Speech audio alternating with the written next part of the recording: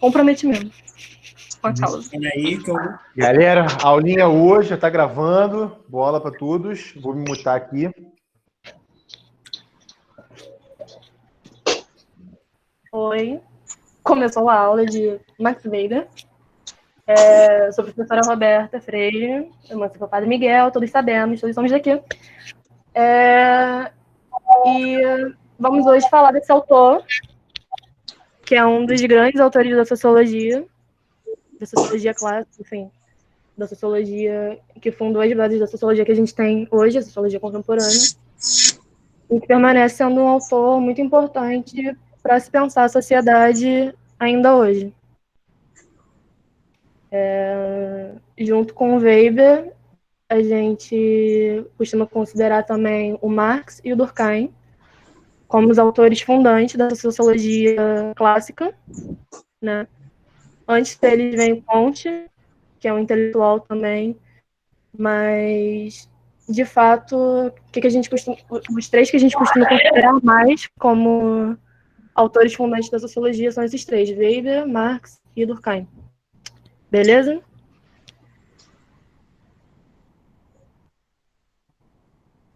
Beleza. Primeiro a gente vai dar uma contextualizada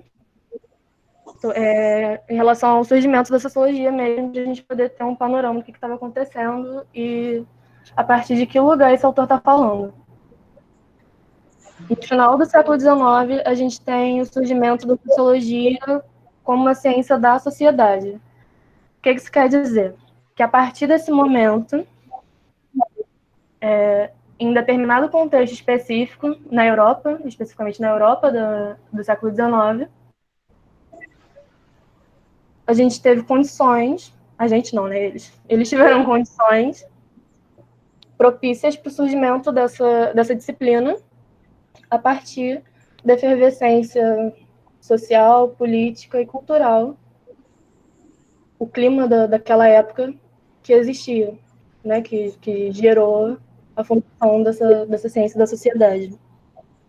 Quando a gente fala do século XIX, é muito importante a gente lembrar, século XIX, no caso, é muito importante a gente lembrar da dupla revolução, né, que estava acontecendo, que estavam finalizando etapas, enfim, que realmente transformaram as sociedades ocidentais de forma muito, muito particular e que ressoa até hoje.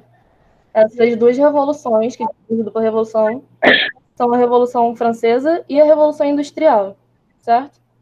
A Revolução Francesa, a princípio não, né? Na França, mas, enfim, teve desdobramentos que afetou o mundo ocidental de forma geral. E a Revolução Industrial, que a princípio foi na Inglaterra, mas que foi expandindo também por esse mundo europeu. E essas duas revoluções, como eu disse, afetaram a vida social, intelectual, política, geraram transformações que possibilitaram o surgimento da sociologia. Por quê? Porque o mundo estava em transformação, justamente porque as consequências dessas duas revoluções eram sem precedentes, assim. Foi uma modificação do mundo como antes era conhecido, que até então não se tinha visto de tal forma, ou de maneira tão recente. Porque a gente está tendo aqui a transição de um sistema feudal, do feudalismo, para o sistema capitalista. Então, é esse momento histórico de virada do qual a gente está falando, né? E claro que os intelectuais da época queriam entender que novo mundo era esse que estava emergindo, tanto politicamente, porque novas relações de poder estavam sendo estabelecidas, porque justamente tinha toda uma questão aí de embates da coroa, da burguesia, enfim, várias questões implicadas de disputa de poder. Novas relações de produção também estavam surgindo, principalmente ali com a Revolução Industrial, né, porque está estabelecendo a fábrica como o principal ambiente de trabalho. E socialmente a gente diz porque existem novas relações e estruturas sociais a partir, por exemplo, da imigração da população que sai do campo e vai para as cidades para trabalhar nas fábricas, porque essa é a melhor perspectiva de melhora de vida que essas pessoas têm. Então, essas relações sociais que se criam dentro da cidade também sofrem modificações se comparadas às relações que se tinham anteriormente no campo, enfim. Ou seja, era muita novidade ao mesmo tempo. E os intelectuais, eles queriam entender o que estava acontecendo, certo? Porque, imagina, deve ser muito desolador estar vivendo num mundo em que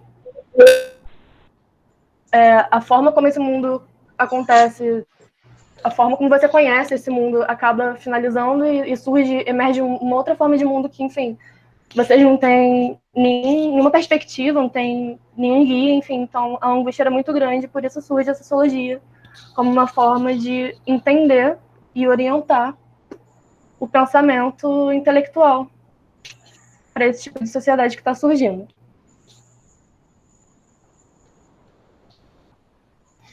Porém, a sociologia não é a primeira ciência a pensar aspectos relativos à sociedade.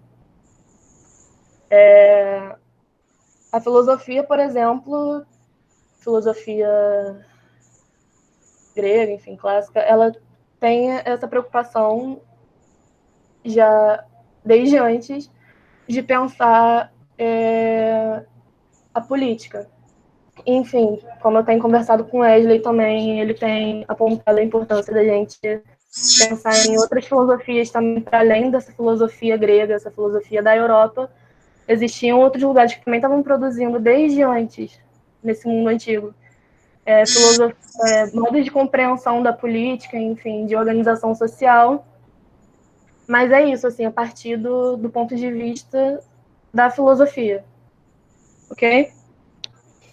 Então, apesar disso, apesar de já existir uma ciência que está preocupada em produzir um conhecimento sobre política, sobre Estado, sobre, enfim, questões inerentes a essa natureza política do homem, né, segundo Aristóteles, a sociologia, ela quer produzir um conhecimento sobre a realidade de forma mais ampla, estudando essas outras questões que eu mencionei também, de forma mais profunda e a partir de estudos sistemáticos, né, e metódicos desses diferentes fenômenos sociais, o que é diferente da filosofia, porque a filosofia não é ciência, quer dizer, no sentido de método, talvez.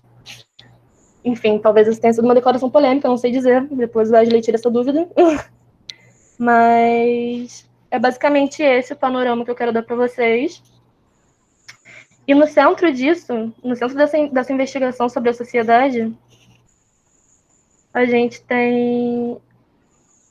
Peraí.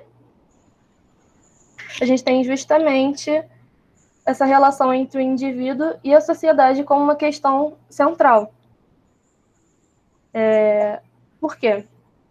Porque as questões da sociedade, obviamente, tocam no indivíduo de alguma forma, e o indivíduo na sociedade, afinal, somos e sempre fomos um conjunto de pessoas inserido num tipo de organização social, percebe? Então, algumas perguntas como, por exemplo, como a sociedade ela é produzida, como ela se perpetua enquanto sistema, como ela funciona minimamente, como é possível a sociedade existir de uma forma minimamente organizada se tem tantos atores sociais, tem tantos indivíduos tão diferentes coexistindo com realidades distintas, interesses distintos, questões também sobre se os indivíduos podem se rebelar contra as regras ou se podem transformar, ou se essas regras restringem a capacidade de ação individual, enfim. Tudo isso começa a ser pensado de forma mais metódica nesse momento, ok? E sobre essa relação entre indivíduo e sociedade, a gente tem 3 linhas de resposta que surgem nesse momento de fundação da sociologia. A primeira é que a sociedade determina o indivíduo, que é uma linha que Durkheim segue.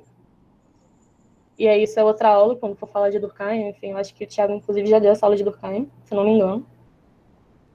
A segunda linha de resposta é que os indivíduos determinam a sociedade, e aí entra o Weber, essa é a resposta do Weber para essas perguntas que eu coloquei anteriormente.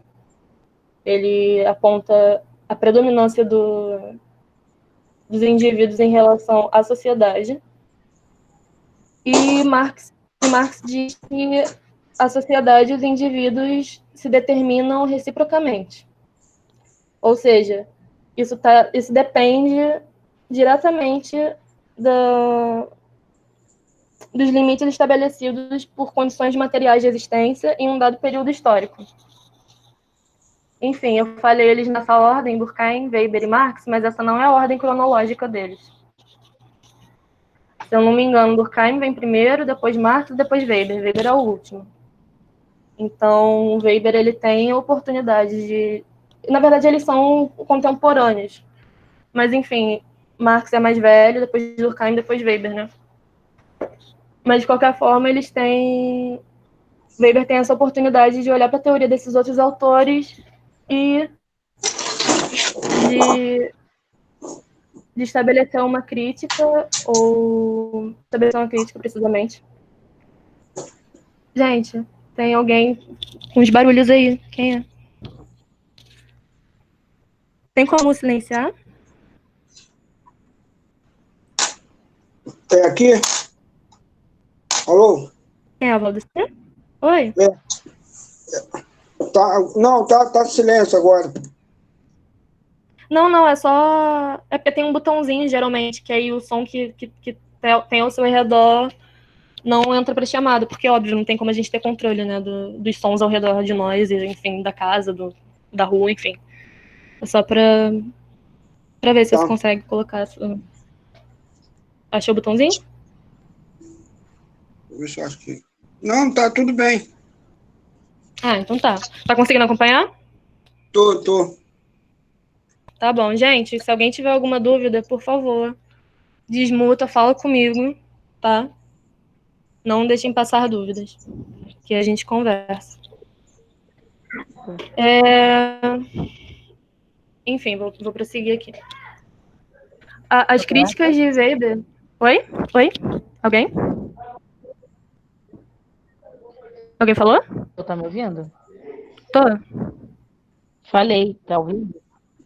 Aham, quem é? É Débora? É. Oi, tô te ouvindo, você tá conseguindo acompanhar? Tá com alguma dúvida? Não, tô sim. Tô Tá, com perfeito. dúvida sim, é porque... Tá com dúvida? Pode falar. Você falou que tinha colocado algumas perguntas, e só que nessa acho que tinha na internet. Quais perguntas você estava falando, citando aí? Não, então, eu estava falando das questões, das perguntas da sociologia, né, que você está se referindo, que eu acabei de dizer. É isso? Das perguntas sociológicas? Isso. Ok. Isso. Ok. Nesse momento de fundação da sociologia, algumas perguntas começam a surgir para esses pensadores. Essas perguntas rondam também todo esse lugar que é sobre a relação do indivíduo com a sociedade. Essa, na verdade, é a questão central para o desenvolvimento da teoria sociológica. Ou seja, principalmente a partir das perguntas que eu vou dizer agora, é que a sociologia vai se desenvolvendo. Porque esses autores estão interessados em saber como se estabelece essa relação para poder, então, partir para análises mais complexas, percebe? Então, algumas questões são: como a sociedade é produzida e se perpetua enquanto sistema complexo e funcional? Como é possível a sociedade existir de forma minimamente organizada, se ela é composta pela coexistência de atores sociais, realidades e interesses distintos? Os indivíduos podem rebelar-se contra as regras sociais e transformá-las, ou as regras restringem a capacidade de ação individual. Isso. São algumas das perguntas postas nesse momento, para a qual cada um dos 3 autores vai dar respostas diferentes. São 3 linhas de respostas que surgem. Quem dá a primeira resposta é Durkheim, né? A sociedade determina o indivíduo. Marx responde que a sociedade e o indivíduo se determinam reciprocamente, que isso está estritamente ligado com as condições materiais de existência em um dado período histórico. E o Weber está falando que os indivíduos determinam a sociedade. Para Weber, então, existe uma preponderância do indivíduo sobre a sociedade. E isso a gente vai ver mais ao longo da aula. Entendeu agora? Melhor?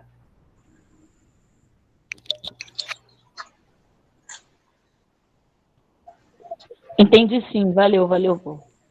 Nada. Beleza, então vou seguir aqui. Weber critica Marx e Durkheim, porque ele acha que as teorias de Marx e Durkheim são deterministas. E aí, beleza, você me pergunta, o que é determinismo?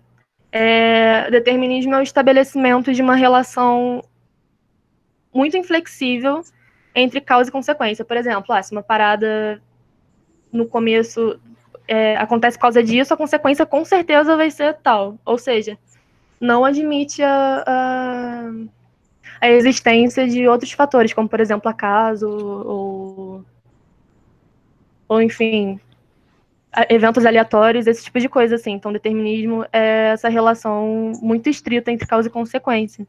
E aí, para Weber, Durkheim, ele é determinista porque ele está colocando justamente a sociedade como limitadora do indivíduo.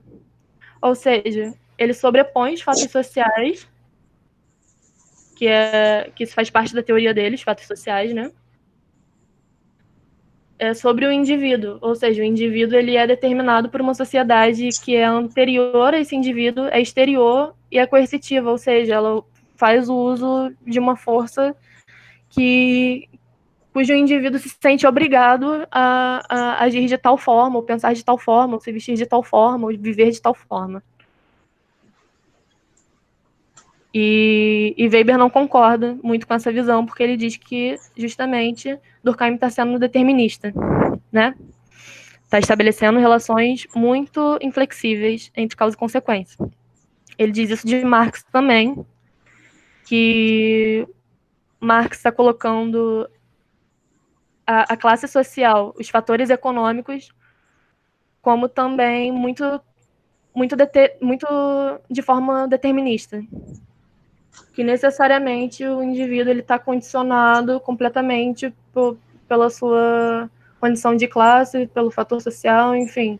Essa é a crítica de Weber a esses 2 autores. Como eu disse, o Weber, então, ele dá destaque para o agente, ou seja, para o indivíduo. Ele enxerga o indivíduo como dotado de uma capacidade de ação que Durkheim e Marx não enxergam nas suas teorias. Justamente para Weber, a sociedade só pode ser apreendida, ou seja, só pode ser entendida a partir da observação dos indivíduos. Porque Durkheim e Marx estão falando o tempo todo de uma estrutura social. Ou seja, Durkheim está falando de uma estrutura, principalmente no campo das ideias, assim, que vai meio que condicionar a vida do indivíduo. Marx está falando de uma estrutura econômica de produção, que também vai condicionar a vida do indivíduo. Mas Weber enxerga essas estruturas que tanto Marx e Durkheim estão colocando como uma coisificação da sociedade, ou seja, é como se esses intelectuais estivessem jogando a responsabilidade da sociedade, enfim, a existência da sociedade, para um fator externo, que seria a estrutura, que é um conceito abstrato, enfim, na visão de Weber. E para Weber não faz sentido analisar a sociedade a partir de estrutura. Para Weber faz sentido analisar a sociedade a partir do indivíduo, porque o indivíduo é observável, você consegue ver a forma de agir do indivíduo, você consegue perceber as motivações do indivíduo.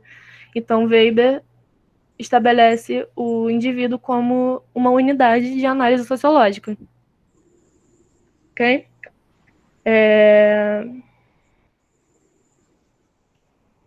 Então, tá. Uhum. Ok. E aí, os indivíduos, para Weber, eles produzem uma coisa. Os indivíduos, eles são a unidade mínima, assim, é do indivíduo que vai emanar o que a sociologia deve se preocupar.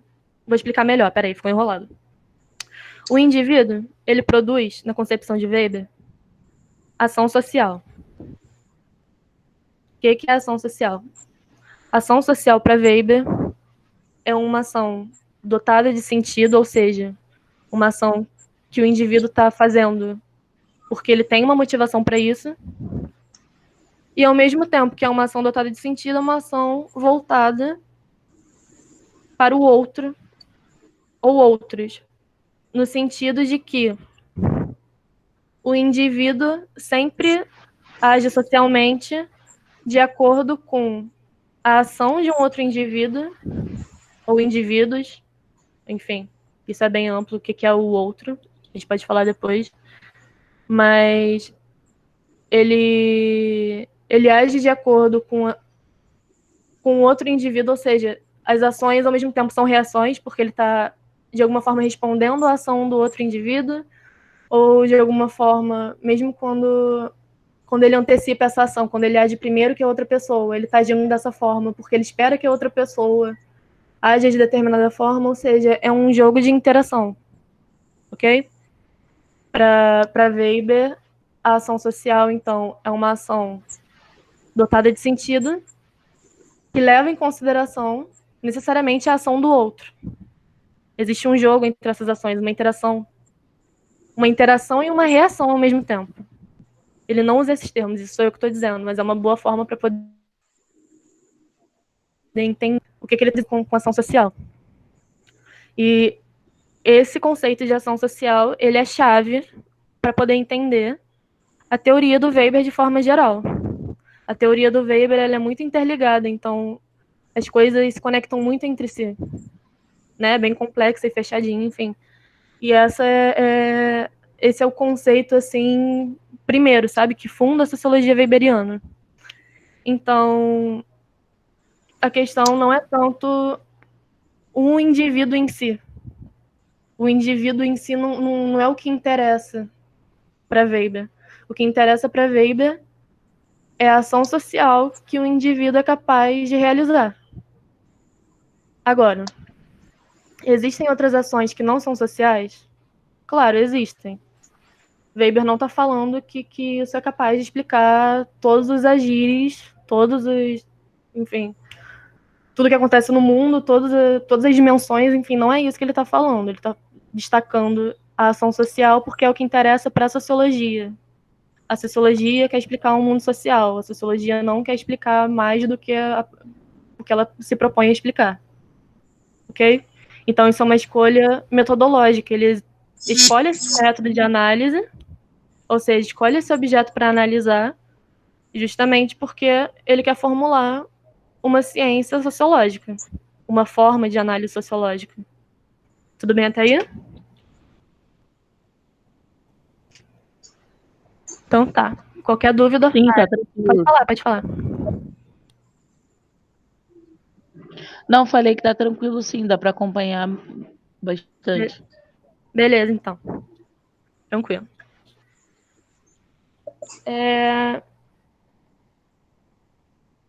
Ok. Sobre essas outras ações possíveis, que não necessariamente são uma ação social, ele dá o exemplo de dois ciclistas que estão aí com as suas bicicletas, andando pela rua, pedalando, e aí se trombam, por exemplo. Se trombam, mas enfim, não olham um para o outro, não falam nada um com o outro, só se trombam e vão embora. Não tem nenhuma interação, não tem nada aí. Essa colisão entre os dois ciclistas não é um evento social. É só um evento, enfim, banal, sem significado, aleatório, ok? Não pode ser considerado uma ação social. Por quê? Porque não existe intencionalidade envolvida, eles se esbarraram sem querer, e não existe uma ação orientada para a ação do outro. Ou seja, esses dois ciclistas que se trombaram e pegaram suas bicicletas, continuaram andando, não interagiram, não perceberam o outro, a ação do outro, para poder também direcionar a própria ação. Agora, teria tido ação social se os ciclistas tivessem tentado desviar, porque aí é justamente é uma ação que tem sentido, é uma ação que está voltada para a ação do outro, ou se depois da batida tivesse uma briga, ou se tivesse uma conversa, ou se tivesse um pedido de desculpa, ou um esforço para socorrer alguém que se machucou. Enfim, é assim que ele ilustra a diferença de uma ação social e uma ação que não é social. Ok? Então, a sociedade, para Weber, é o conjunto de ações sociais dos indivíduos relacionando-se reciprocamente. Para Weber, as normas sociais, elas não significam nada por si mesmas. As regras não significam nada por si mesmas. Não foi uma estrutura que impôs tal regra, não foi uma estrutura que enfim, que exteriormente obrigou os indivíduos a viverem de tal forma, ou aceitarem tal coisa, e isso, assim, sabe? Para Weber, o indivíduo sempre tem que ser responsabilizado. Gente, tô falando aqui. Acho que passar o slide, talvez. Sim. Esqueci de passar o slide, foi mal, galera. Eita, agora passou demais. Ok. Aqui, a sociedade é o conjunto de ações dos indivíduos relacionando-se reciprocamente. Falei de estrutura social do indivíduo, falei de ação social do indivíduo. Agora, esse método compreensivo, sociologia compreensiva, que é o terceiro item, vou falar logo, em seguida. Mas antes eu pulei para essa definição aqui. A sociedade é o conjunto de ações dos indivíduos relacionando-se reciprocamente. Ok?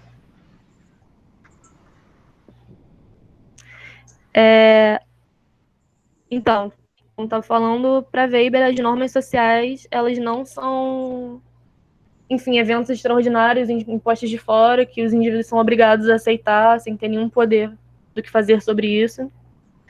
Para Weber, na verdade, as normas sociais, elas só têm valor porque elas são fruto de um conjunto de decisões de muitos indivíduos que se reuniram na sua época e chegaram a um consenso, ou não, enfim, pode ter sido também a partir de uma relação de poder e de imposição, mas teve alguma relação entre indivíduos que em algum momento estabeleceu tal norma da sociedade ser, ok?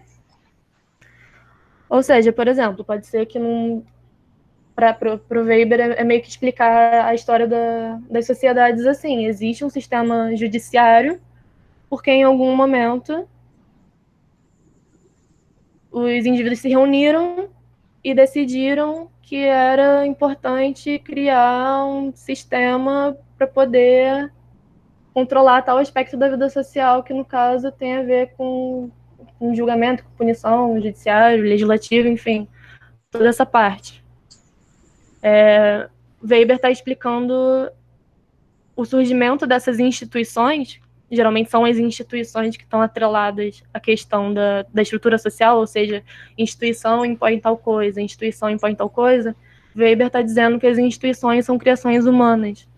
Pessoas se reuniram em dado momento para poder estabelecer essas relações não, tiveram essa decisão conjunta e isso modificou a sociedade de tal forma. Teve uma intencionalidade ali, teve uma explicação, algum tipo de explicação para que aquela ação coletiva tenha sido tomada na formulação dessa sociedade, para que esse tipo de e para que essas decisões tenham permanecido até então. É isso que ele fala. E ele diz também que o indivíduo, por isso, é um agente de mudança dentro da sociedade, porque justamente as coisas só ficam ou saem da sociedade a partir do sentido que as pessoas dão para tais coisas, ok? Nesse contexto... Oi, alguém quer falar? Acho que não. Sim?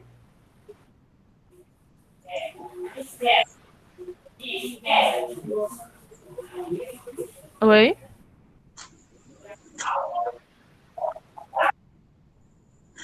Eu não sei se tem alguém tentando falar comigo ou não.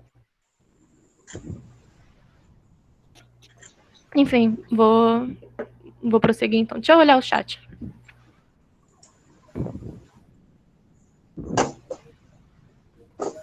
Ah, mensagens. Ok. Ok. Ninguém falou nada.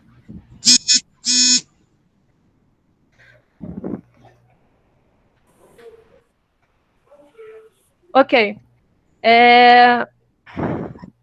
Então, justamente, o indivíduo, ele é um importante agente para Weber. É um indivíduo que decide, não o indivíduo enquanto um só, né? Um só indivíduo, mas o conjunto dos indivíduos que, se relacionando e negociando entre si, chegam a conclusões, e é assim que a sociedade vai se moldando. Porém, essas decisões, elas têm sentido. Ou seja, elas têm motivação, elas apresentam motivação para Weber. É importante para Weber essa questão da motivação das ações. Para ele é importante olhar para o que leva as pessoas a fazerem tal coisa, ou construírem tal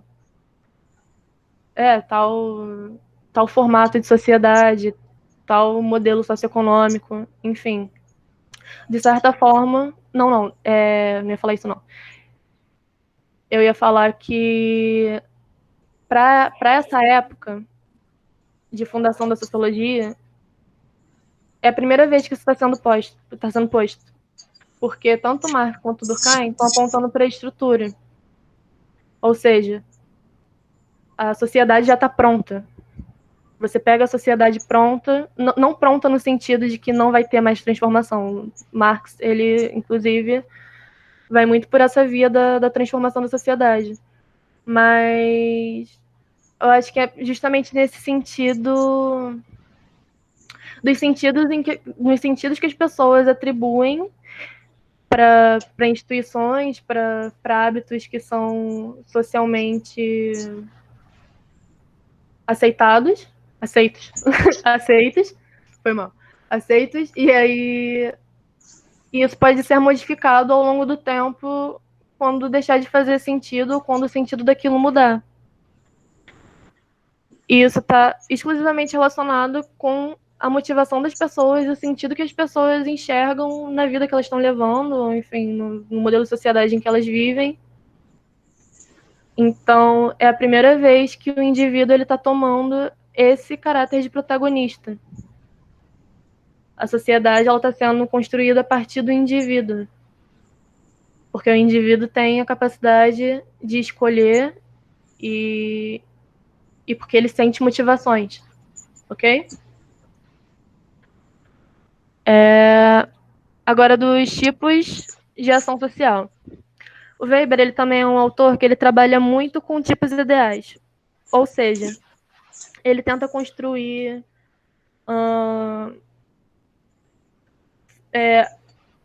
tipos ideais no sentido de pega características do que ele quer analisar, as características mais repetidas, características principais, e aí ele monta como se fosse um exemplar assim, do que ele está falando. Ele cria esses tipos ideais, mas não quer dizer que esses tipos ideais existam no mundo real, sempre dessa forma, e sempre do jeito que ele está falando, porque o que ele está falando é uma abstração que é meio que o resumo de como isso se manifesta no mundo real. Entende? Ou seja, são conceitos, né? conceitos, tipos ideais, é a forma dele trabalhar conceitualmente com o que ele quer analisar. E aí ele pega essa ação social, que eu falei anteriormente, e ele divide em 4 tipos de ação. Cada tipo de ação tem uma motivação diferente. Ou seja, justamente, de novo, a gente volta para essa questão do Weber que é tão importante, que é a motivação e o sentido que os seres humanos atribuem, os indivíduos atribuem às suas ações. Então, ele primeiro define a ação tradicional, que é a ação baseada em um costume, em um hábito, em uma tradição. É um tipo de ação quase automática e que não faz muito uma reflexão racional, assim. Por exemplo, aperto de mãos, coisa simples, assim, do dia a dia, que a gente não pensa para fazer, mas a gente faz porque é tradicional, porque, enfim, existe um hábito, um costume, uma cultura, de alguma forma, que faz com que essa ação ela não seja refletida toda vez que a gente vai realizá-la. Ok? É basicamente esse a definição, essa definição. A ação afetiva é uma ação determinada por emoções, de qualquer ordem, não necessariamente o afeto. O afeto no sentido do sentimento bom, né, de afeição. Pode ser do desafeto também, de raiva, de indiferença, de nojo, de felicidade, todo tipo de emoção está contida aqui na ação afetiva. O que isso significa? Em um outro contexto, sob outras emoções, a ação poderia ter sido completamente diferente, porque nada direcionam mais essa ação do que as emoções que o indivíduo tá sentindo, ok? Por exemplo, um indivíduo que está reagindo a uma agressão ou ofensa de maneira também agressiva, ele obviamente está afetado porque estão tratando ele de forma agressiva, isso causa raiva nele e, enfim, pode rolar uma briga, pode rolar um problema, e é uma ação que esse indivíduo tomou justamente motivado por questões afetivas. Agora, ação racional orientada a valores. É uma ação que ela é baseada em convicções, em crenças que são importantes para o indivíduo, sem levar em consideração muito as consequências dessas ações. Porque o que importa aqui para esse indivíduo é poder agir de forma coerente com o que ele acredita, com o que é importante para ele. Então, mesmo se a ação dele gerar consequências negativas, não importa, porque o que importa para ele são seus valores pessoais. Não pode abrir mão disso, dessa pessoa que está agindo dessa forma, por exemplo. E aí, um exemplo que eu pensei foi, por exemplo, integrar um movimento social. É um exemplo disso. Porque para a pessoa que está inserida no movimento social, existem valores, existe uma ética perante a sociedade, ela enxerga a sociedade de determinada forma, e ela tem uma avaliação sobre a sociedade, sobre o que é importante de ser construído na sociedade, e ela entra no movimento social para poder fazer com que esse ideal dela se torne cada vez mais real, para poder lutar por isso. Mesmo que no meio dessa ação, né, que é uma ação prolongada, você participa de um movimento social, mas, digamos, você vai para uma manifestação vinculada ao seu movimento social, e aí na manifestação a polícia te persegue, spray de pimenta, aquela coisa toda, aquela confusão. A pessoa não foi para isso, tá entendendo? O indivíduo não saiu da sua casa para ir para o centro da cidade fazer uma manifestação para levar spray de pimenta na cara, mas ele atura porque existem valores para ele que são importantes, que ele não pode abrir mão, mesmo que tenha consequências negativas. Ok. E o quarto tipo de ação é a ação racional orientada a fins. Ou seja, essa é uma ação que ela estabelece uma relação entre meios e fins. O indivíduo, ele reflete racionalmente antes de agir, frente a uma situação, e ele racionalmente estabelece estratégias, técnicas, enfim, a melhor forma dele chegar no objetivo dele. Ok? Por exemplo, enfim, tirando toda a complexidade que isso envolve, mas pensando de uma forma mais simples. Uma pessoa quer passar numa prova, de forma bem simples mesmo. Uma pessoa quer passar numa prova, toma a atitude de estudar, porque para ela, racionalmente, parece ali fazer sentido que essa seja a ação lógica, certo? Vai estudar porque vai aumentar suas probabilidades de passar numa prova, de ir bem numa prova, enfim. Então, se estabelece uma relação entre meios e fins. Para chegar a determinado fim, eu vou tomar tal estratégia. É isso. Alguma dúvida sobre tipo de ação?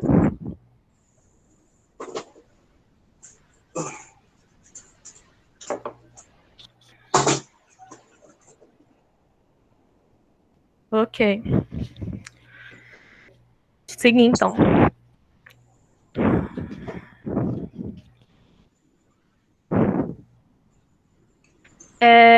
Essa questão que eu falei dos tipos ideais é muito comum em Weber.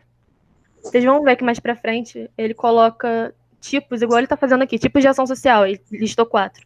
Depois ele vai fazer a mesma coisa com racionalização, vai listar tipos também, e com dominação vai listar tipos também.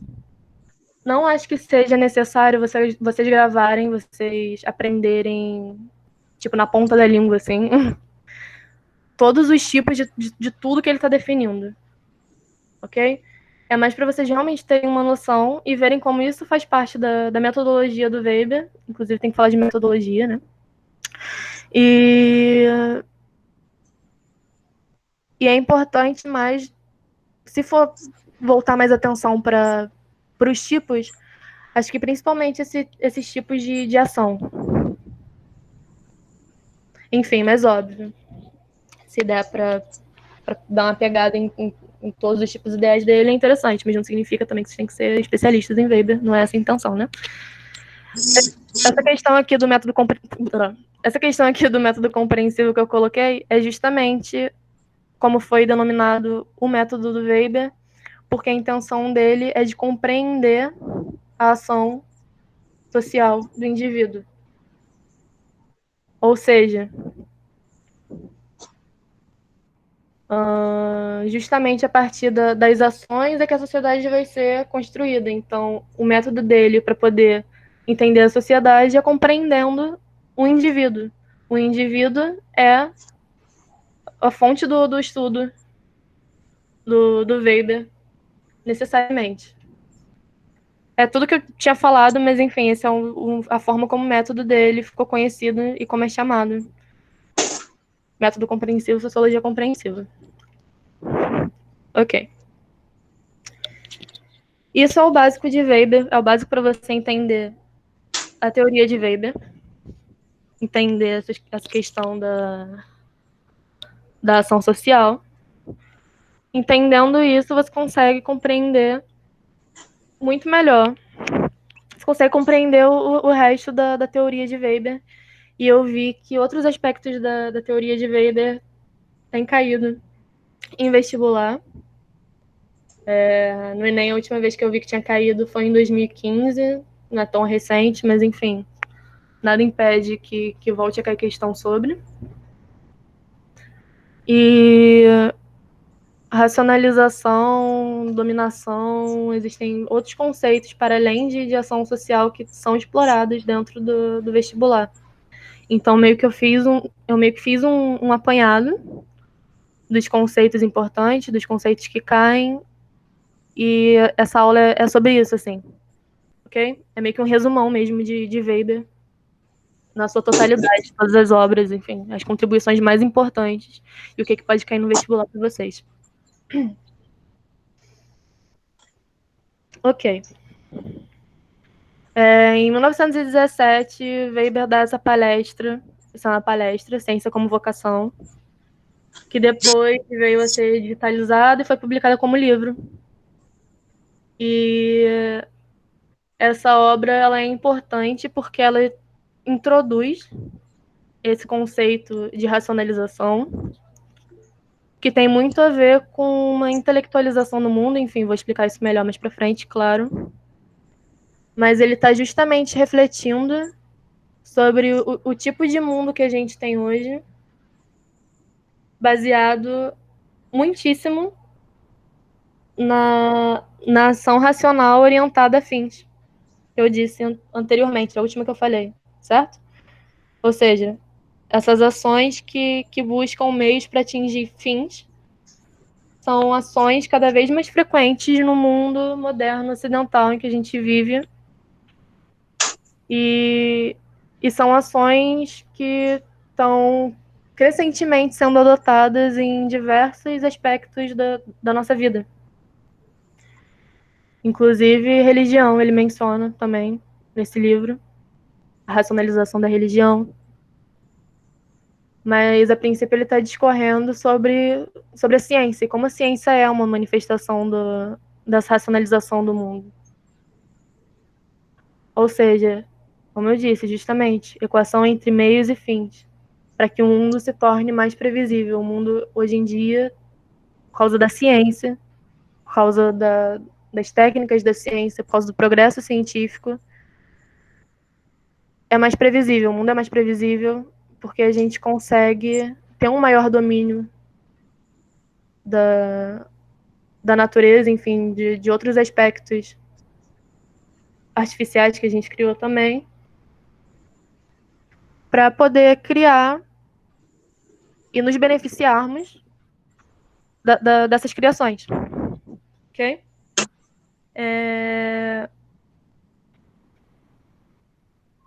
Enfim, essa racionalização, eu acho que fica... Não sei, tem uma intuição aí que meio que faz a gente perceber como isso está ligado com a ciência, certo? O progresso científico, ele está muito ligado com o processo de intelectualização,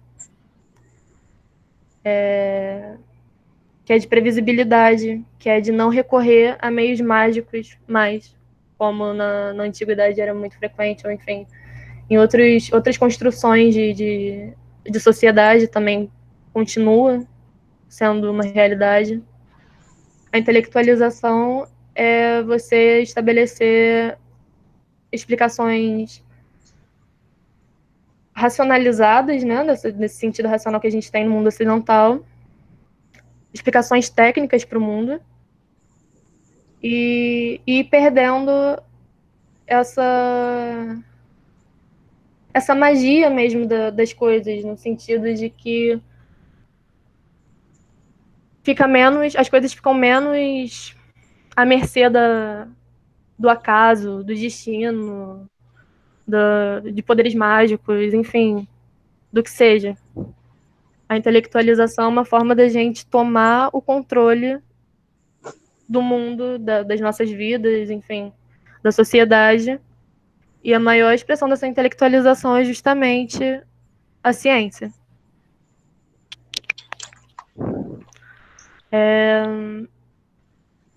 Racionalização e intelectualização não significam que todo mundo, que todas as pessoas da sociedade, crescentemente, vão saber usar esses instrumentos e essas técnicas que compõem essa vida baseada na ciência, né? Tipo, ele dá um exemplo do trem.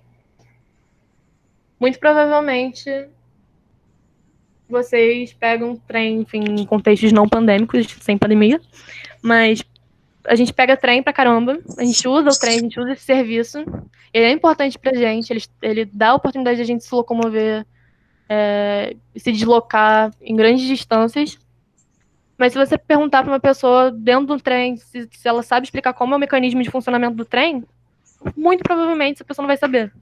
Assim, quase 100% de chance da pessoa não saber. E é isso, não significa que todo mundo na sociedade tenha esse acesso a essa racionalidade de forma tão fácil assim, ok? Mas se a gente quiser, a gente pode ter contato com a explicação do porquê que um trem funciona. Ou seja, é justamente essa possibilidade de buscar as explicações técnicas das coisas. Ou seja, não ficar acreditando que o trem desliza porque, sei lá, porque Deus quer, ok?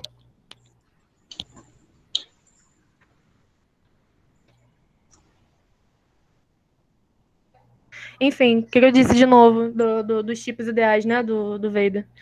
Ele coloca esses tipos formal... ele coloca esses tipos de racionalidade. Ele constrói esses tipos de racionalidade.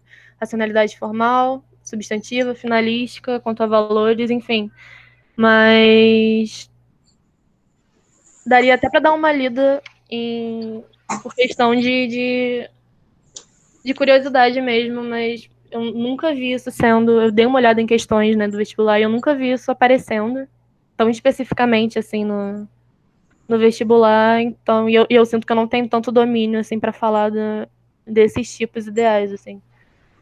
Então, não sei, coloquei mais a critério,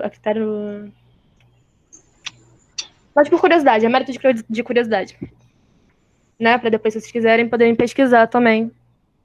Mas não é uma coisa essencial, não é uma coisa que eu vejo caindo. Ok.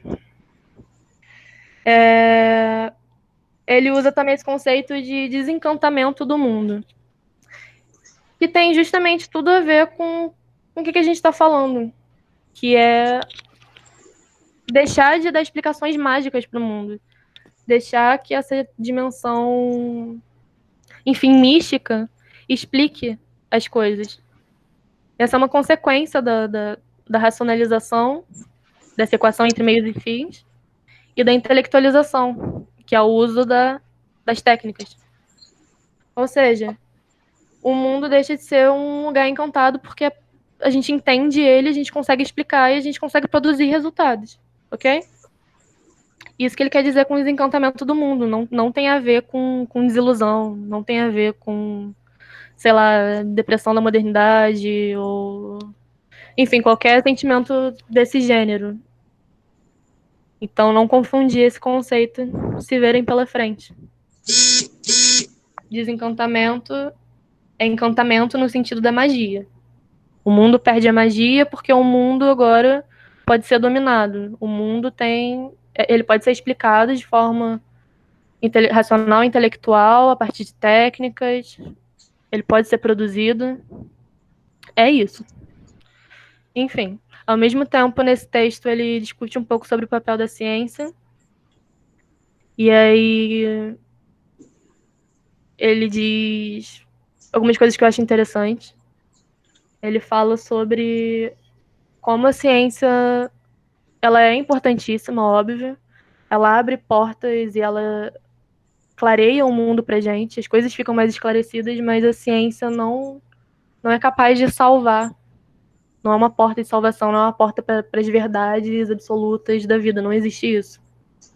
O que a ciência faz é justamente te apontar meios para conseguir chegar a determinados fins. Mas a ciência não vai dar respostas a verdadeira finalidade da vida, formas de como você deve viver, ou enfim. Esse tipo de pergunta mais existencial não pode ser respondida pela ciência. Depois ele fala de racionalização da religião, que tem a ver com uma integração da religião na vida cotidiana de uma forma racional, né? Como assim? Pensando em religiões antigas, num outro momento religioso, eu acho que dá pra gente pensar muito em cultos, em momentos em que a realidade social ficava suspensa por um momento, enquanto aqueles cultos religiosos eram realizados, e aquilo era um momento de suspensão. Existia uma magia e existia um aspecto envolvido místico muito forte. E no mundo moderno ocidental, a religião ela está incorporada no nosso cotidiano, ou seja, é banal falar de religião. Não sei como, sei lá, você pode ir para tua igreja e depois sair da tua igreja no final do culto e, sei lá, ir para uma praça, tomar um açaí, encontrar teus amigos, voltar para casa, assistir Netflix. Enfim, tá muito misturada com a vida cotidiana normal. Não existe tanto mais uma ritualização tão grande. Ou seja, práticas religiosas acabam também acontecendo de uma maneira mais autônoma, talvez, sabe? Não é tão... É isso, assim, não existe um misticismo tão grande quanto antes no nosso mundo moderno ocidental, quando a gente fala de religião. É só outro aspecto da vida cotidiana. Importante, claro, para quem é importante, mas um aspecto outro. Alguma dúvida até aqui?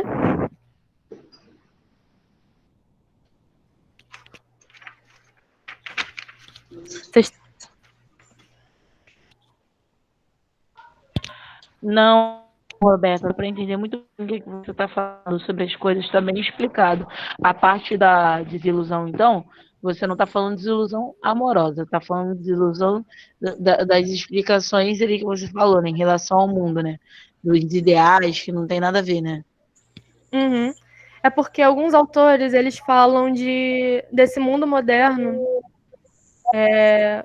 do mundo que a gente vive de muita tecnologia, por exemplo, e ao mesmo tempo que existe muita tecnologia, existe um afastamento das pessoas através do uso de redes sociais, enfim.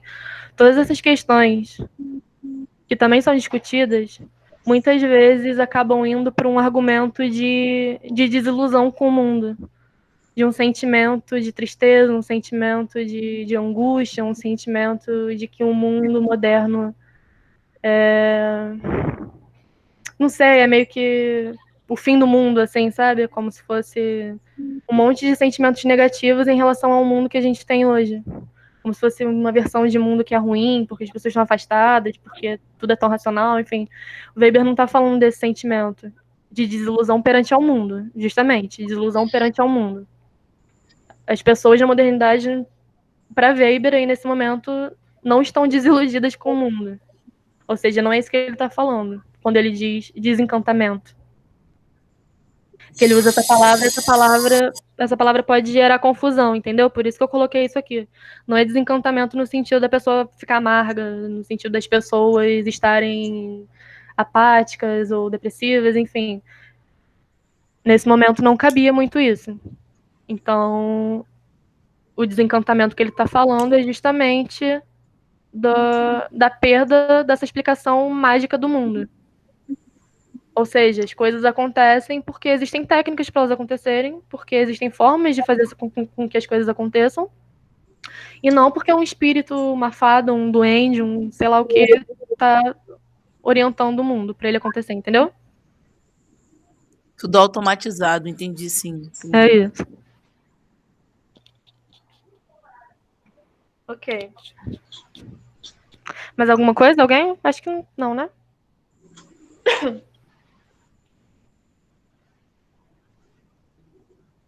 Ok, vamos continuar.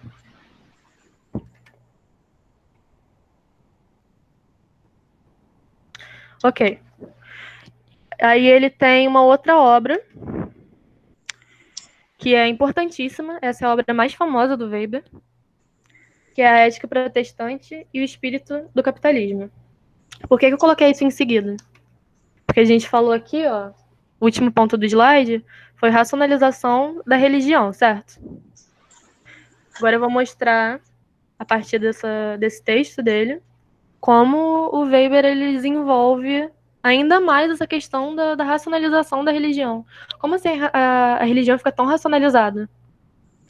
É isso que ele vai discorrer aqui nesse livro, em que ele aplica esse método compreensivo que eu falei lá na frente, que era importante para entender os trabalhos do Weber, porque ele está tentando encontrar uma explicação para o mundo social, ou seja, para a sociedade, a partir das ações sociais dos indivíduos. Ele está tentando entender o que motiva determinados indivíduos a terem determinadas condutas que vão impactar em determinado modelo de mundo. Vou explicar agora o que eu estou querendo dizer com isso. Nesse livro, A Ética Protestante e o Espírito do Capitalismo, ele está estabelecendo uma religião, desculpa, uma relação, ele está estabelecendo uma relação entre a religião cristã protestante e o desenvolvimento do capitalismo no mundo. Ou seja, o que ele está fazendo é se aprofundar tanto dentro de mecanismos que possibilitaram o capitalismo se erguer e se manter, que ele acaba chegando também nessa questão de como um determinado tipo de religião, ou seja, uma escolha dos indivíduos, como a consolidação de uma comunidade religiosa, e isso tem muito a ver com a escolha, certo? Ou seja, os indivíduos escolheram praticar essa religião protestante, ainda mais num contexto em que a religião protestante ela tem um embate com a religião católica, cristã católica, né, a Igreja Católica, que era preponderante. Então, essas pessoas estão escolhendo ser protestantes, vêm de famílias que escolheram ser protestantes, e a partir dessa escolha que faz sentido para elas, existe uma motivação por trás dessa escolha, que são seus valores, a partir dessa escolha, um sistema econômico, social, consegue se expandir. Ou seja, consequências socioeconômicas de um comportamento racional baseado em valores. Lembra quando eu falei dos tipos de ação? Tinha um tipo de ação que era a racional baseada em valores. Aquela que quando um valor é tão importante para uma pessoa que ela não consegue abrir mão disso, mesmo que as consequências imediatas não sejam as consequências que ela desejava, enfim. Nesse caso, os valores dos quais essas pessoas não podem abrir mão são valores religiosos. E por seguirem esses valores religiosos, por não conseguirem abrir mão desses valores religiosos, essa comunidade de pessoas acaba criando condições sociais, econômicas favoráveis para o surgimento do capitalismo. Por quê? Então, ele fala sobre a ética. O que significa ética, primeiro? Ética é um tipo de conduta, né? É um tipo de comportamento. Falar de ética é falar de uma forma de se comportar, de estar no mundo. E a ética protestante se refere, então, a uma forma muito particular que os protestantes, os cristãos protestantes, têm de estar no mundo, que tem a ver com os valores religiosos deles. Ok? E, enfim, espírito do capitalismo é isso que eu falei mesmo, do surgimento do capitalismo, mas ética quer dizer isso, comportamento.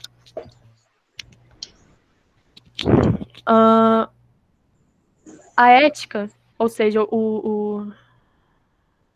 a ética protestante, o comportamento protestante, e aqui o Weber está falando principalmente do calvinismo e do puritanismo, se não me engano. Eu não tenho só anotado aqui quais tipos de religião protestante específicas ele está falando, mas enfim, dá para depois eu colocar no material que eu vou preparar para vocês. Mas ele está destacando um ou dois tipos de religiões protestantes que tem uma determinada conduta ética que acaba vigorando, que é uma conduta que enxerga no trabalho um valor muito grande. Ou seja, o trabalho é bom por si mesmo. O trabalho ele é um dever da pessoa, isso é uma ética, um comportamento orientado pela religião. Para essa religião protestante, o trabalho é um dever. O trabalho ele é bom em si mesmo. Ou seja, os fiéis, os crentes dessa religião, trabalham como loucos porque a religião está dizendo que é importante, é bom para eles que eles trabalhem tanto, porque a riqueza, ou seja, a acumulação de bens, é uma forma de de Deus manifestar que aquelas pessoas que detêm riqueza são as escolhidas para Deus, para o reino de Deus, enfim. Ou seja, aqueles que na vida terrena têm prosperidade são os escolhidos por Deus. E uma forma de chegar a ter prosperidade terrena e assim ser escolhido por Deus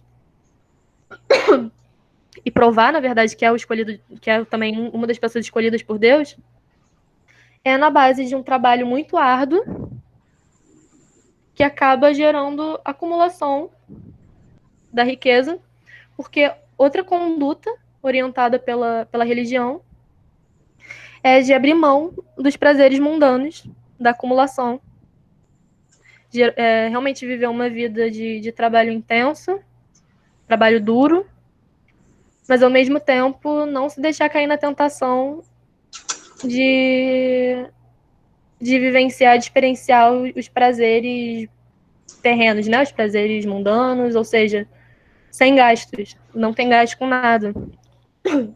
Não sai para se divertir, não sai para comprar roupa, não sabe? Tem gastos com coisas mundanas, porque o importante ali é justamente esse valor religioso de ser um escolhido por Deus.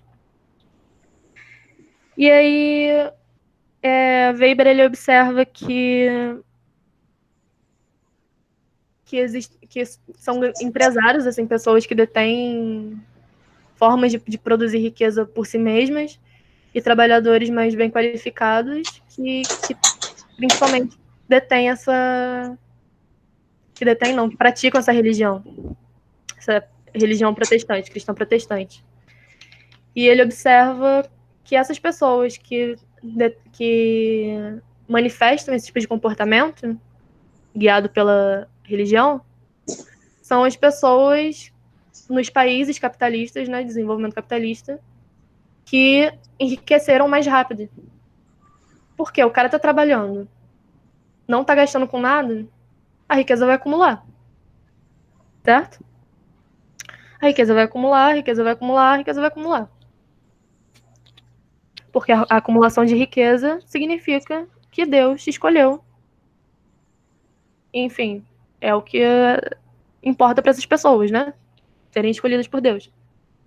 E em determinado momento, enfim, talvez com gerações, essa riqueza, por exemplo, digamos, passa para o filho, e depois para o neto, e depois para o bisneto, até o momento em que uma dessas gerações não é tão fervorosa, religiosamente tão fervorosa, e o sentido dessa riqueza perde o sentido religioso.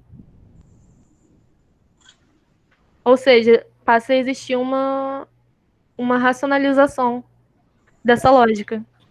Essas pessoas trabalham e acumulam porque é assim na religião, mas enfim, sem se dar muito conta de que tem a ver necessariamente com ser escolhido por Deus, enfim, toda essa questão da acumulação, de abrir mão das diversões, dos prazeres mundanos, e passa a ser a acumulação pela acumulação. Em algum momento, as famílias que detêm mais lucro acumulado vão ser as famílias que vão mandar no mundo capitalismo, no mundo capitalista. É isso que ele está falando nesse texto. Entenderam?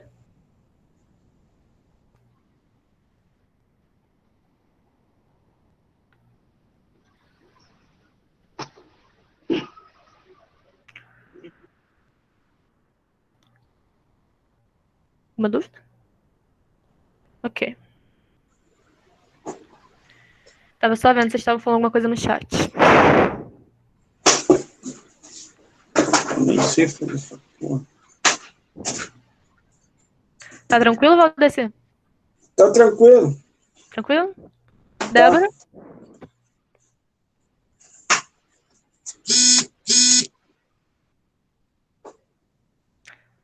Consegue ouvir, Débora?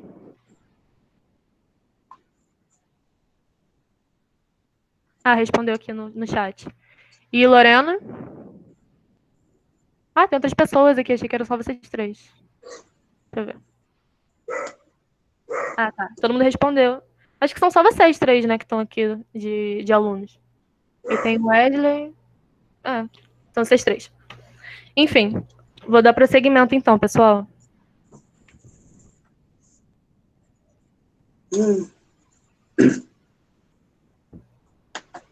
Enfim, é bem extenso, mas é porque realmente eu tô pegando toda a obra de Weber, basicamente. Tudo que é importante de Weber, eu tô aqui dando mastigadinho pra vocês.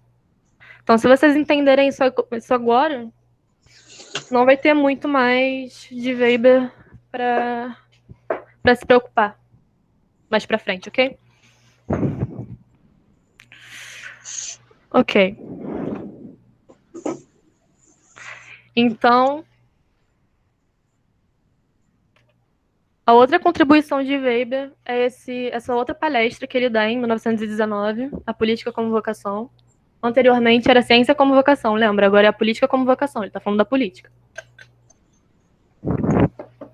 E aí, esse texto é importante, porque ele traz conceitos que se perpetuaram e que seguem até hoje sendo muito utilizados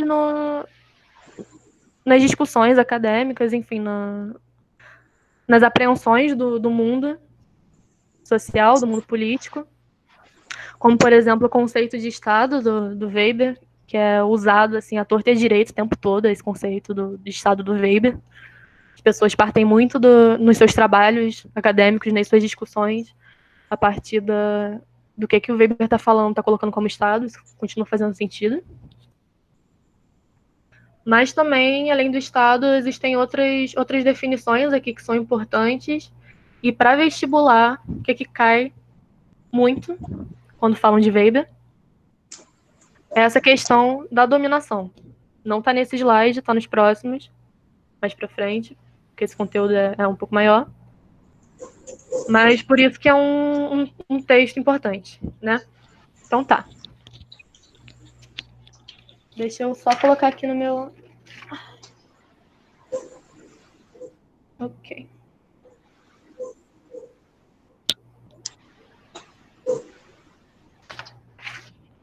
Então, o Weber ele começa esse texto falando que política pode se referir a um monte de coisas. Política da empresa, de não sei o que. Discussões políticas da faculdade, do colégio, de instituições, enfim. Muitas coisas podem ser políticas, assim. Essa palavra ela é usada para se referir a diversas coisas diferentes. Porém, o Weber delimita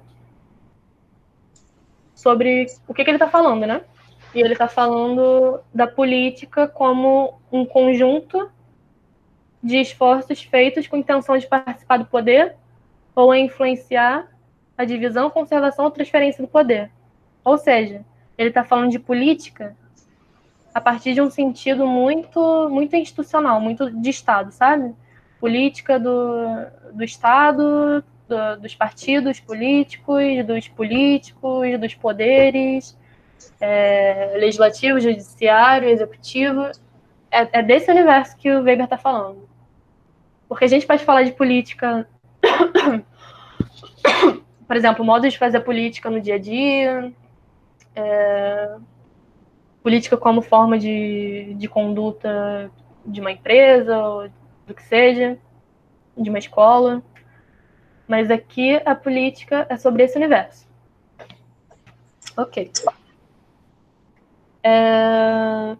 Então ele fala, né, que existem diversos agrupamentos políticos. A família, por exemplo, é um agrupamento político. Outras coisas são agrupamentos políticos. E o Estado é um agrupamento político também.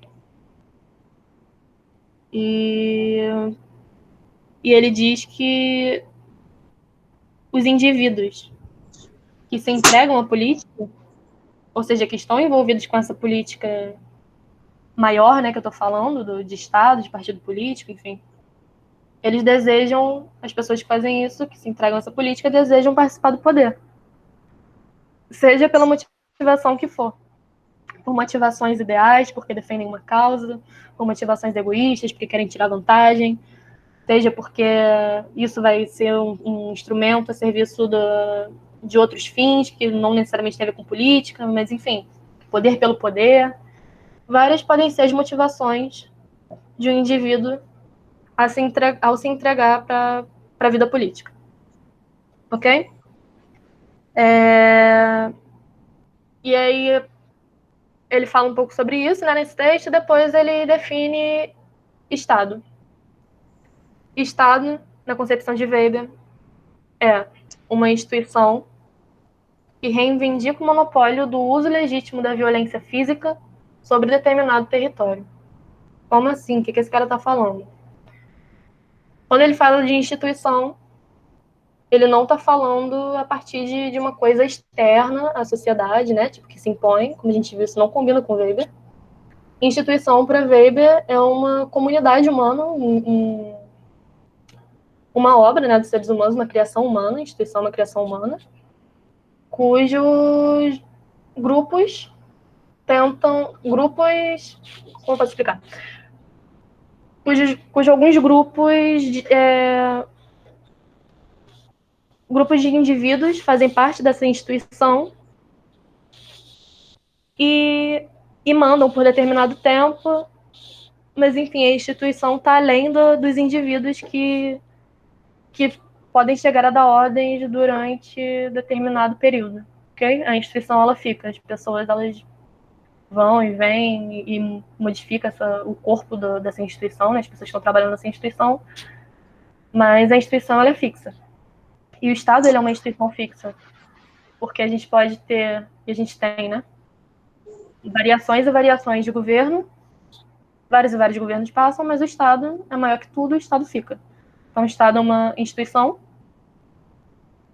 que, por ser maior do que tudo, que é não maior que tudo, né? Mas por ser uma instituição tão central no desenvolvimento das sociedades modernas, ocidentais, o Estado, ele detém o monopólio, ou seja, o direito de usar violência física legitimamente contra seus habitantes ou contra estrangeiros que tentem alguma coisa contra o território, enfim. Mas sobre determinado território, ou seja, hoje em dia a gente tem esses estados nacionais, certo? Então, o Estado brasileiro, o Estado dos Estados Unidos, o Estado do México, e o Estado, ele, dentro desse território nacional, mas não necessariamente, porque a gente pode falar também a nível de Estado, por exemplo, um Estado com E maiúsculo, do Estado do Rio de Janeiro, da cidade do Rio de Janeiro, é um determinado território, né, específico, do qual uma instituição vinculada ao Estado pode aplicar o uso da violência se achar necessário. E aí a principal ferramenta de uso de violência do Estado é principalmente a polícia e o exército. Ok? E claro que existem embates muito grandes, discussões muito grandes, mas de forma geral, o que as pessoas que estão nessa instituição querem que estão ocupando, né, esse papel na instituição nesse momento querem serem aceitas, de terem o uso da violência usado por elas, mobilizado por elas, aceito pela sociedade de forma geral, porque é o Estado que está usando a violência, então é legítimo, não tem problema. Ou seja, ok, esse é o papel mesmo do Estado, mesmo que seja usar violência, garantir o que quer que queira garantir. Enfim, é isso que ele está falando aqui. Sobre o Estado. E aí, outra forma de pensar Estado, que volta justamente, de novo, para essa semente da sociologia de Weber, coloca o Estado como uma relação de um grupo de indivíduos dominando outros por meio da violência. Porque o Weber diz lá na parte dele na parte da teoria dele sobre indivíduos e sociedade, que a sociedade é a relação entre indivíduos. Então, o Estado é a manifestação de um tipo de relação entre indivíduos, mas uma relação de dominação, onde alguns indivíduos dominam outros através da violência. Ok?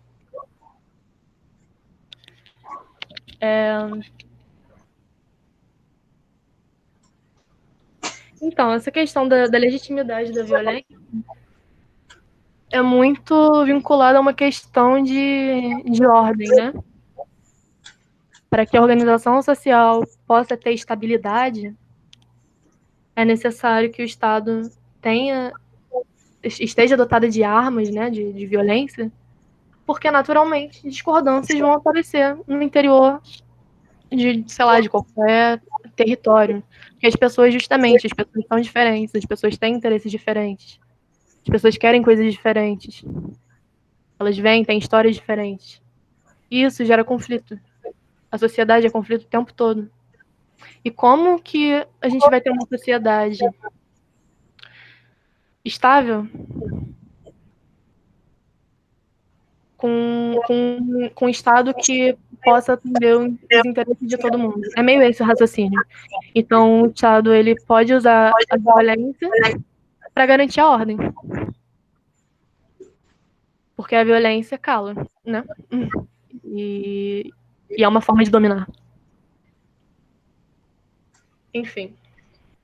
Claro que daí a gente pode refletir sobre várias questões, se é realmente estabilidade, se existem grupos repetidamente afetados por essa violência física, enfim. Existem muitas reflexões que a gente pode fazer a partir daí. Mas é isso, esse conceito é muito forte, né, do Weber, e é muito importante até hoje. Depois ele conceitualiza... alguma dúvida?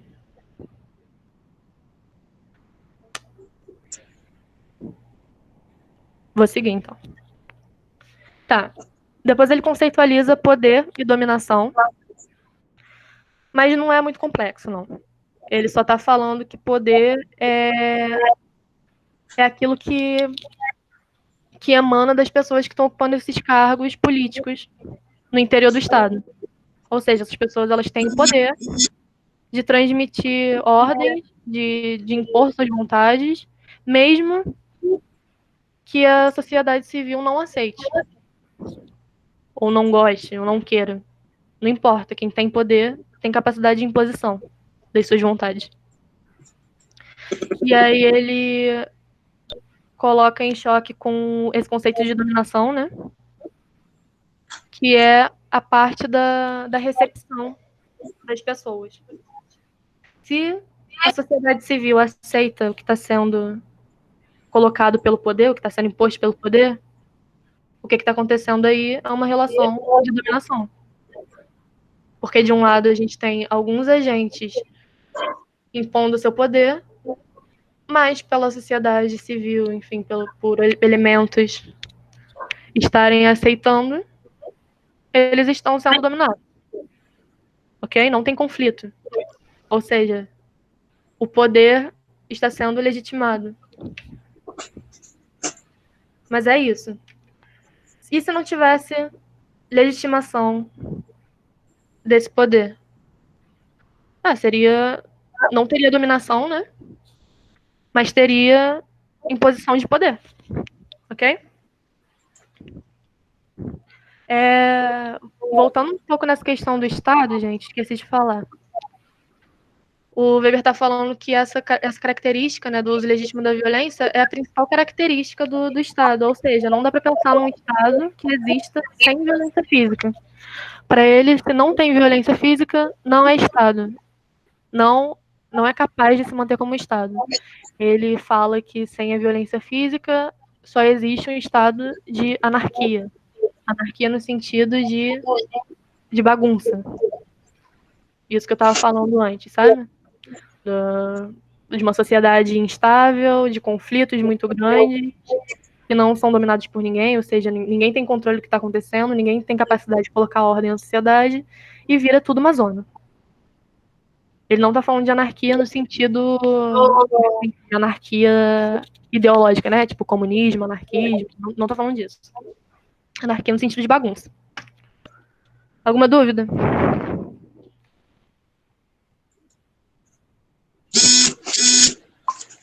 Ok. Tá acabando já.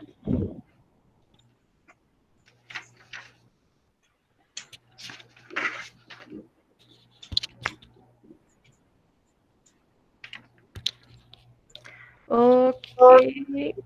Deixa eu ver. Ah, tá.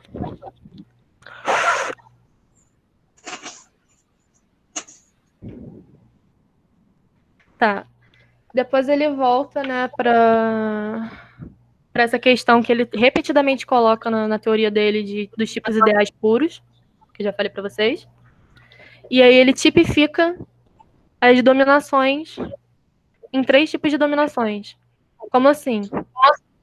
Essas dominações, esses tipos de dominações são as diferentes justificativas que legitimam o poder. Ou seja, através dessas...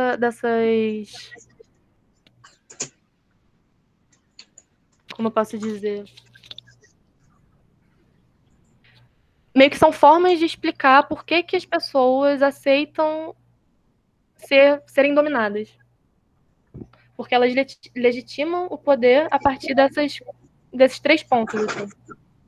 Então, tudo bem receber ordem de um poder superior, porque existe uma justificativa, um sentido que as pessoas conseguem encontrar para obedecerem essas regras, que vem justamente desses 3 pontos aqui que ele coloca como os tipos ideais de dominação.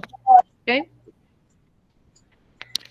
Então, primeiro ele conceitualiza a dominação tradicional, que é justificada pelo hábito de respeitá-lo. Ou seja, você segue aquilo, você respeita aquilo, você se submete a essa dominação, porque eu não sei, porque sempre foi assim, porque você nunca pensou que teria motivo para não respeitar ou para não dar credibilidade, legitimidade para essa dominação. Ok? Dominação carismática, ele diz que os dominados conferem autoridade ao dominador, legitimam o poder do dominador por causa das suas características excepcionais. Porque tem devoção ao dominador, porque tem confiança nesse dominador, porque esse dominador se singulariza, assim, acaba virando uma personalidade, sabe? Uma personalidade admirada. Então, os seus poderes são tidos como legítimos por aqueles que estão sendo dominados, certo? Eles justificam, vem um propósito, vem um motivo para respeitar. E os maiores exemplos disso, Hitler e Mussolini, clássicos, sempre são colocados. Mas, enfim, dá para pensar em outras dominações carismáticas também, que justamente mobilizam paixões, né? Tem gente que ama, tem gente que odeia, tem gente que tem horror, tem gente que bota como herói. Como, por exemplo, aqui no Brasil, a gente tem o caso do Lula e do Bolsonaro. Por exemplo. E aí ele fala da dominação racional legal. Falei que não, acabei de ver. Enfim, dominação carismática é a terceira aqui, o terceiro ponto. E aí o segundo agora que eu tô falando, dominação legalista ou racional legal, é uma dominação baseada na lei. Existem regras, existe um estatuto, ou seja, a obediência ela é ligada à regra e não ao líder, sabe? Então você respeita certas coisas porque tá na Constituição, porque tá na lei, porque assim a nossa sociedade é estruturada legalmente. Então não tem por que questionar esse poder. É isso que ele tá falando. Alguma dúvida? Ok. Depois ele fala sobre os políticos no sentido da vocação, né? O que é a vocação? É a inclinação de alguém para ser bom em alguma função. E aí ele está discutindo isso, que são bons políticos, o que são maus políticos. E aí ele separa os políticos em 2 grupos.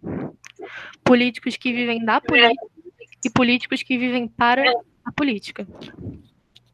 Os políticos que vivem da política é o que ele chama de político profissional, ou seja, são políticos que têm na política a sua fonte principal de renda. Ou seja, não conseguiriam sobreviver por outros meios que não a política, constroem carreira na política. Nunca fizeram outra coisa que não ser político. Ou a maior parte da vida ser político. O famoso, dizem, mamar na teta do Estado. É isso que falam. E aí, os políticos que vivem para a política são diferentes, porque são pessoas que possuem outras fontes de renda, outras fontes de recurso material, conseguiriam sobreviver sem a política, por exemplo. Existem muitos políticos que são professores ou que são médicos, enfim, que exercem outras funções, que estão preparados para exercer outras funções. E para Weber, esse caso de político é mais desejável porque essas pessoas, teoricamente, conseguem um afastamento maior para poder tomar decisões. Por quê? Porque se o ganha-pão do cara é a política, para ele vai ser muito difícil o afastamento necessário, a cabeça no lugar necessário para ele conseguir racionalmente tomar as melhores atitudes e as melhores escolhas. E os políticos que vivem para a política, que têm outras fontes de renda, conseguem esse distanciamento melhor. E, por exemplo, se der alguma merda, enfim, se ele acaba sendo punido dentro do jogo político, se ele perder um cargo, se alguma coisa acontecer, se ele tiver que sair da vida política, se ele perder o cargo, a sobrevivência dele ainda está assegurada porque ele tem outras fontes de renda. Ok? E aí o Weber está falando que essa figura do político profissional está muito ligada com o nosso mundo ocidental, moderno. Ok?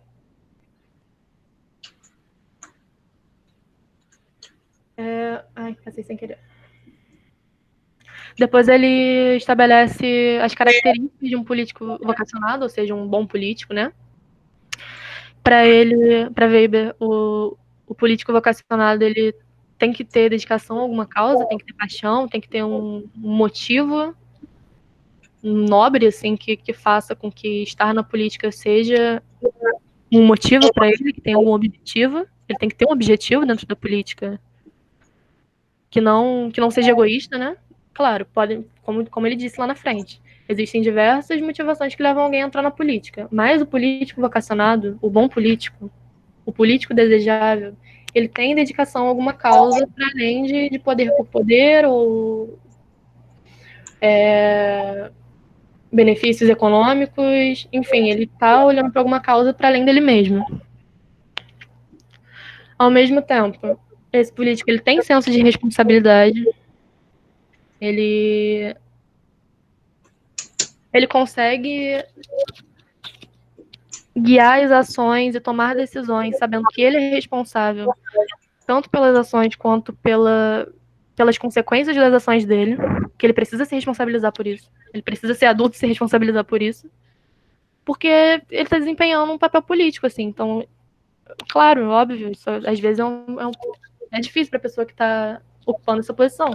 Mas se você quer estar no mundo da política, você tem que entender isso, você tem que aceitar essa condição de que você é responsável pelo que você faz, pelas reverberações do que você faz, pelo que falam no que você faz, ou seja, você tem que ter responsabilidade, você tem que assumir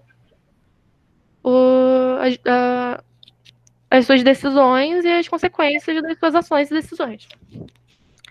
E ele fala de proporção também, que é uma capacidade de se distanciar e de analisar os assuntos, encarar os assuntos com seriedade, os assuntos da sociedade, enfim, ter uma certa sobriedade, ou seja, conseguir ser um político sério, uma pessoa séria, que olha para esses problemas de forma comprometida e que tem uma análise comprometida e sóbria e madura, assim.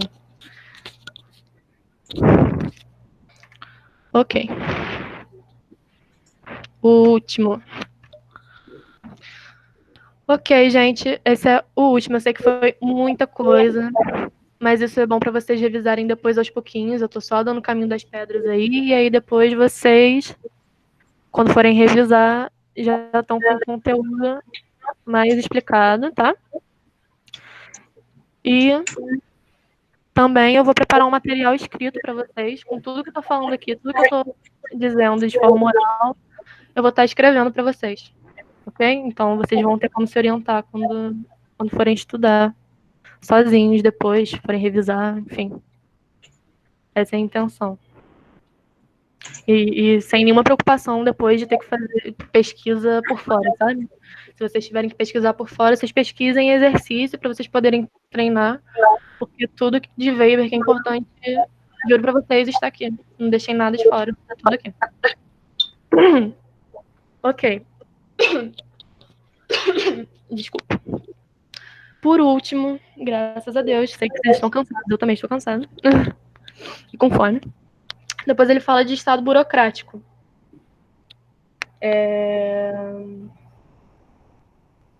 Pro Weber, o estado burocrático é uma forma de organizar essa sociedade a qual ele está se referindo o tempo todo, que é essa sociedade ocidental, moderna, racionalizada.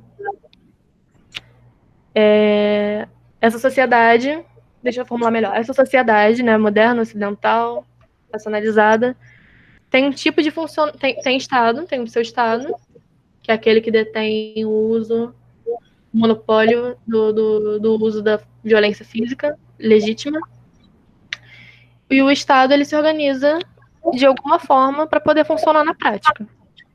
Ou seja, o Estado burocrático aqui está mais ligado justamente a aspectos administrativos do Estado. Como que o Estado faz essa gestão dos recursos financeiros, como faz a gestão dos recursos que tem a ver com o exército, como faz gestão dos edifícios, enfim, é isso. Como pega os seus recursos materiais e consegue gerir tudo isso. O Estado moderno, né? Como o Estado moderno consegue gerir tudo isso. Aí Weber está falando da existência, da criação do Estado burocrático. O Estado burocrático é, de novo, uma manifestação da racionalização, que Weber está falando o tempo todo, né? Da racionalização da ciência, racionalização do mundo, racionalização da religião, racionalização da administração também do Estado. E a partir dessa racionalização a gente consegue obter, a princípio, né, da formulação do Estado burocrático, a intenção do Estado burocrático para Weber é fazer com que as ações de dentro do Estado tenham essa preocupação muito estrita com meios e fins, ou seja, racionalidade, e de forma que dimensões de ação como afetiva fiquem de fora. Ou seja, é uma forma impessoal de administrar os recursos e de lidar com o que tem a ver com esses recursos. Uma forma impessoal, uma forma racional, uma forma que tem técnicas e métodos, e enfim. E aí, ao mesmo tempo, ele está falando que os trabalhadores... Não, peraí. Perdão. Ele está falando que o Estado burocrático está muito ligado ao desenvolvimento do capitalismo. Obrigada. Está muito ligado ao desenvolvimento do capitalismo. Como ele está interligando, né? Como vocês podem ver, ele interliga várias coisas da teoria dele. E aí... Pera aí, um minuto, porque abriram a porta aqui e aí tá um pouco ruim.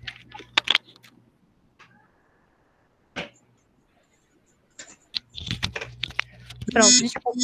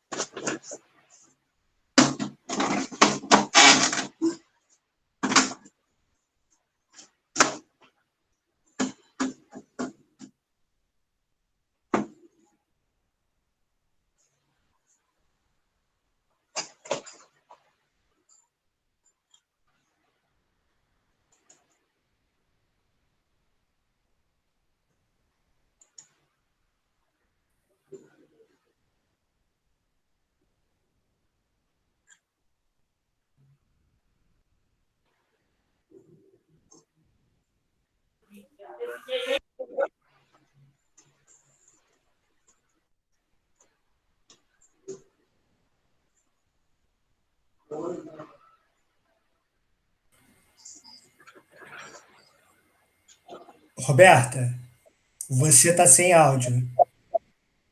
A galera não tá te ouvindo.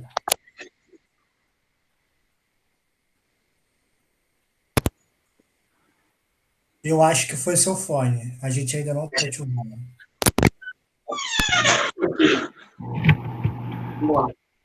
E agora? Agora, lindamente. Eu botando isso aqui. A voz de Padre Miguel. Isso aqui não tem nada só aqui. Não é meu? Pô, pai, tu quer ter. Eu sei. Roberta, Quer? se você quiser, você pode... Pega mexer no celular. Bota aqui. Está bom? Não tô ouvindo, Wesley. Fala. Eu acho que... Deixa, porque o Valdeci estava falando, né? O som do Valdeci estava saindo. Aí, se você quiser, quando você sair, você pode mutar. Aí, você mutando ele, não sai para você, entendeu? Não tá saindo seu som de novo.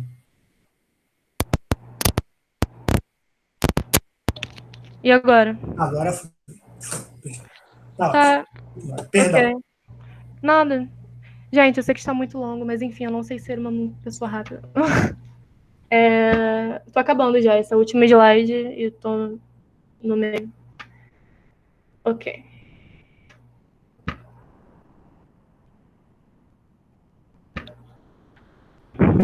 Ok, e aí falando desse desenvolvimento do capitalismo, enfim, a implementação de uma linha de produção e a compartimentalização da produção, ninguém na linha de produção tem tanta importância assim. Afinal, cada um faz uma coisa muito específica e pode ser trocado a qualquer momento. Enfim, ganha um salário mínimo. Essa é uma estratégia do capitalismo. E isso também, de alguma forma, funciona quando a gente pensa no Estado burocrático, certo? Porque está tendo uma compartimentalização, uma divisão muito grande dessas funções, né, da gestão do Estado. Ou seja, ninguém tem muito poder sobre muita coisa para fazer coisas grandiosas. O único que mantém ainda o poder, o domínio de todo esse aparelho de gestão de todos os recursos do Estado é só o próprio Estado. Assim como quem domina a fábrica, quem é dono das coisas da fábrica é o dono da fábrica, percebe? Por mais que outras pessoas trabalhem e estejam envolvidas nesses ambientes também.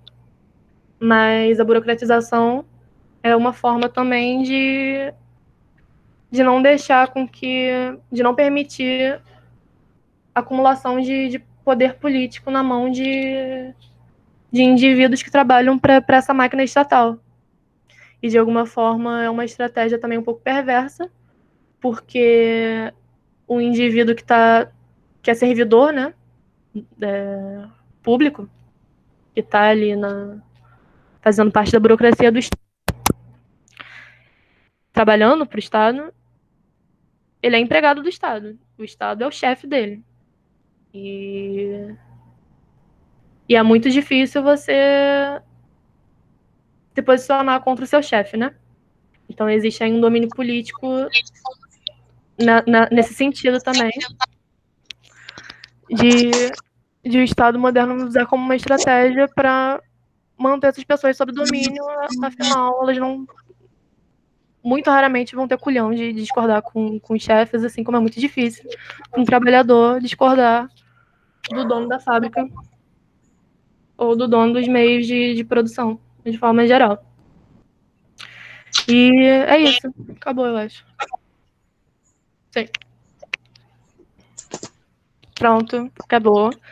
Alguém tem alguma dúvida sobre alguma coisa? Não, foi bem explicado, apesar de foi um pouquinho mais estendido sim, mas foi bem explicado. Uhum. Eu acho que a intenção é justamente vocês não terem que ficar repetindo conteúdo, sabe? Vocês acabaram de ver Weber e acabou, é isso, finalizou, já entenderam.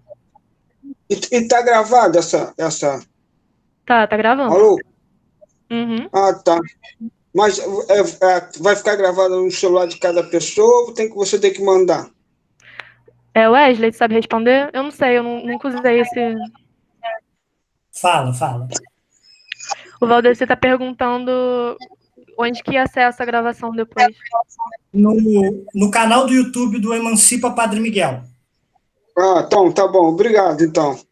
Mas a Nada. aula foi muito boa, Roberto.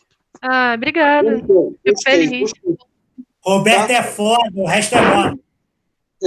Não, arrebentou. A minha preocupação é realmente ficar bem explicado pra vocês, assim, então. E eu já sou uma pessoa, eu não sou muito rápida em nada que eu faço na minha vida, né? Eu sou meio lenta em tudo. E aí eu não. Eu tenho uma dificuldade, às vezes, com o tempo, que às vezes eu realmente acabo me excedendo, peço desculpa, enfim.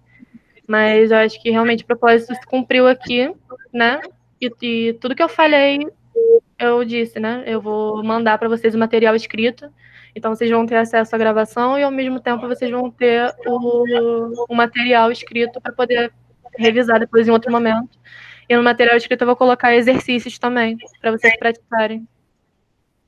Tudo que a gente falou Não, aqui. tá bom que nada, cara. Esse deu não. O tempo de dar aula aí foi muito bom, cara, na verdade. É o que você falou, você vai passar aquele conteúdo e acabou. Não tem mais aquela repetição daquela situação, entendeu? Sim. É porque eu acho que às vezes a gente acaba aprendendo as coisas, mas passa tão rápido que fica mal aprendido, tem que voltar depois para ler de novo, pesquisar sozinho, sabe? Aí não vale a pena. Por mais que a gente se estenda um pouco mais, acho que vale mais a pena sim. Com certeza, com certeza. Então foi isso, pessoal. Que bom que vocês gostaram, fico feliz. Lorena, Tá bom, obrigado. entendeu?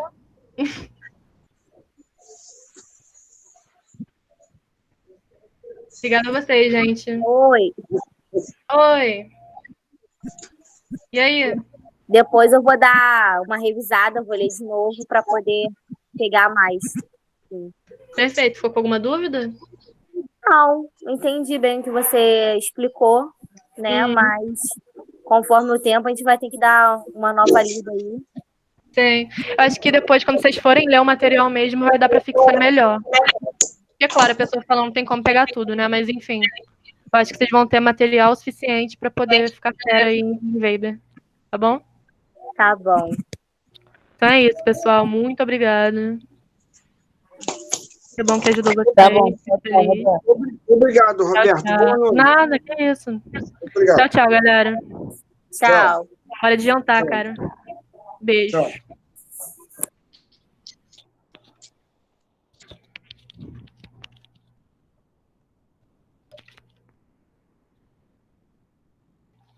Wesley. Oi. E aí? Agora é só a gente sair que fecha. Já é. Vou falar com você no privado, tá? Aham. Tô dando uma aula. Já falo contigo. Beleza.